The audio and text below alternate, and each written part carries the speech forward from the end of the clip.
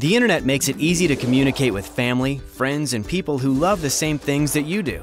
We send messages, share pictures, and join conversations on social networks, sometimes without giving a second thought. Like a book that's been published and is now available at every bookstore, any information you post on the internet can become permanent and influence how others perceive you. In other words, it can affect your online reputation. That's why it is important to know the difference between public and private information that you may not want to post or share online. People have different ideas about what they want to keep private. Your online privacy includes establishing your own boundaries around what and how much information you share. Remember that the information you share online gradually leaves a footprint, and therefore it's easy to track. Your digital footprint is basically everything on the internet that is about you. It may include photos, videos, posts, and comments that you write on friends' pages. When sharing and posting stuff online, think about the long-term consequences. A picture, message, or post that you think is funny and harmless today could be seen by unintended audiences, misunderstood, downloaded, or copied and misconstrued in the future. For online media and social networks, privacy settings are an important tool to help you decide how much information you share, when, and with whom. Make sure you're familiar with the privacy settings of the different social networks and messaging services that you use, and adjust them so that you're sharing only with people you trust.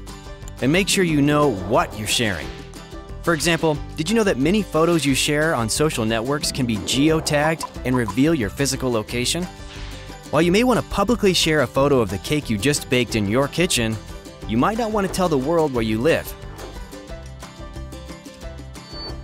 Online privacy also means respecting the boundaries of others and the settings they choose. Remember, if a friend shared something with you, that doesn't mean that they want you to share it with everyone. Respect their decisions and don't overshare.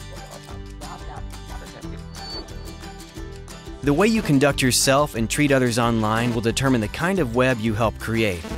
Negative comments or actions create a vicious cycle that we can fall into accidentally. Stop negativity in its tracks by being positive and redirecting the mood. In other words, be kind online. Remember that behind every username and avatar, there is a real person with real feelings. If you participate in online communities, become familiar with the community guidelines. If someone is being mean or not playing by the rules, know that most social networks offer a way to report bad content and inappropriate behavior. Reporting, flagging, and blocking are important tools to use. Finally, if you see someone being the target of unkind words or actions online, be an upstander, not a bystander. Do not pass on messages that may be hurtful to someone else. Instead, let the person who sent the message know that you do not think it's funny or acceptable. Make an effort to go over to the person to provide support and help them get help if needed. You can set an example by helping others appreciate that our communities are made better when different opinions are shared constructively and received respectfully. Remember, you can help create the web that you want for yourself and for others. Be kind online and establish your own boundaries around what and how much you want to share.